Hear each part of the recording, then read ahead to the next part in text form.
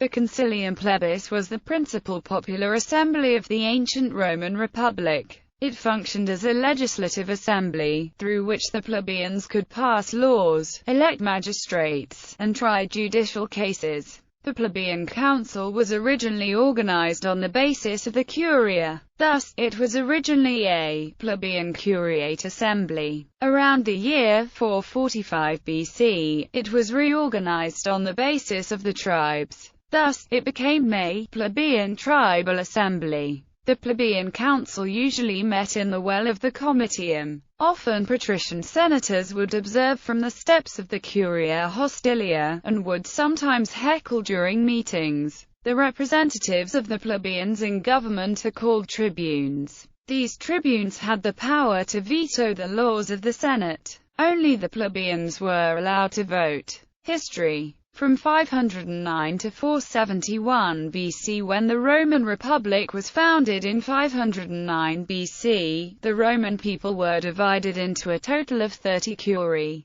The curiae were organized on the basis of the family, and thus the ethnic structure of early Rome. Each curia even had its own festivals, gods, and religious rites. The 30 curiae gathered into a legislative assembly known as the Comitia Curiata or Curiate Assembly. This assembly was created shortly after the legendary founding of the city in 753 BCE, and it formally elected new Roman kings. During this time, plebeians had no political rights. Each plebeian family was dependent on a particular patrician family. Thus, each plebeian family belonged to the same curia as did its patrician patron. While the plebeians each belonged to a particular curia, only patricians could actually vote in the curiate assembly. Before the first plebeian secession in 494 BC, the plebeians probably met in their own assembly on the basis of the curiae. However, this assembly probably had no political role until the offices of plebeian tribune and plebeian aedile were created that year, in order to end the secession. As a result of the plebeian movement, the patrician aristocracy formally recognized the political power of the plebeian tribune, and thus legitimized the power of the assembly over which the plebeian tribune presided. This plebeian curiate assembly was the original Plebeian Council. After 494 BC, a plebeian tribune always presided over the plebeian curiate assembly. This assembly elected the plebeian tribunes and the plebeian aedile, and passed legislation that applied only to the plebeians. From 471 to 27 BC, during the later years of the Roman kingdom, King Servius Tullius enacted a series of constitutional reforms. One of these reforms resulted in the creation of a new organizational unit, the tribe, to assist in the reorganization of the army. Its divisions were not ethnic, but rather geographical. Tullius divided the city into 4 geographical districts, each encompassing a single tribe. Between the reign of Tullius and the late 3rd century BC, the number of tribes expanded from 4 to 35. By 471 BC, the plebeians decided that organization by tribe granted them a level of political independence from their patrician patrons that the curiae did not. Therefore, around 471 BC, a law was passed to allow the plebeians to begin organizing by tribe.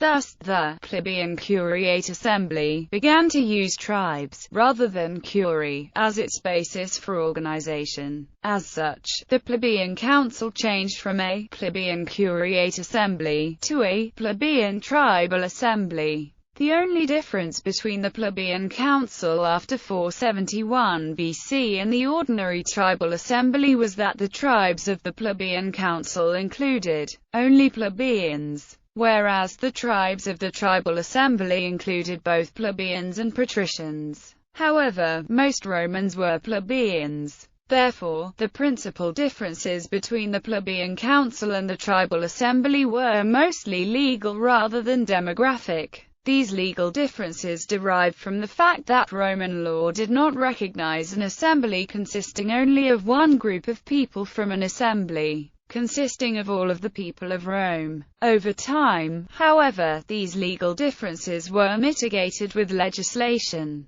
The Plebeian Council elected two plebeian officers, the tribunes and the aedile, and thus Roman law classified these two officers as the elected representatives of the plebeians. As such, they acted as the presiding officers of this assembly. The Plebeian Council and the conflict of the orders. The creation of the office of plebeian tribune and plebeian aedile marked the end of the first phase of the struggle between the plebeians and the patricians. The next major development in this conflict occurred through the Plebeian Council. During a modification of the original Valerian law in 449 BC, plebiscites acquired the full force of law, and thus applied to all Romans. Before this time, plebiscites had applied only to plebeians. By the early 4th century BC, the plebeians, who still lacked any real political power, had become exhausted and bitter. In 339 BC they facilitated the passage of a law, which brought the conflict of the orders closer to a conclusion. Before this time, a bill passed by any assembly could become law only after the patrician senators gave their approval, which came in the form of a decree called the Auctoritas Patrum. The Lex Publilia required the Auctoritas Patrum to be passed before a law could be voted on by one of the assemblies, rather than afterward. This modification seems to have made the Auctoritas Patrum irrelevant. Thus, the Plebeian Council became independent of the patrician aristocracy in everything but name. Law called the Hortensian Law. The most significant component of this law was its termination of the requirement that Auctoritas Patrum be obtained before any bill could be considered by the Plebeian Council. In this way, the law removed from the patrician senators their final check over the Plebeian Council. The Lex Hortensia, however, should not be viewed as the final triumph of democracy over aristocracy. Close relations between the plebeian tribunes and the Senate meant that the Senate could still exercise a great degree of control over the Plebeian Council. Thus, the ultimate significance of this law was that it robbed the patricians of their final weapon over the plebeians. This ended the conflict of the orders, and brought the plebeians to a level of full political equality with the patricians. After 27 BC, although the Plebeian Council survived the fall of the Roman Republic, it quickly lost its legislative, judicial and electoral powers to the Senate.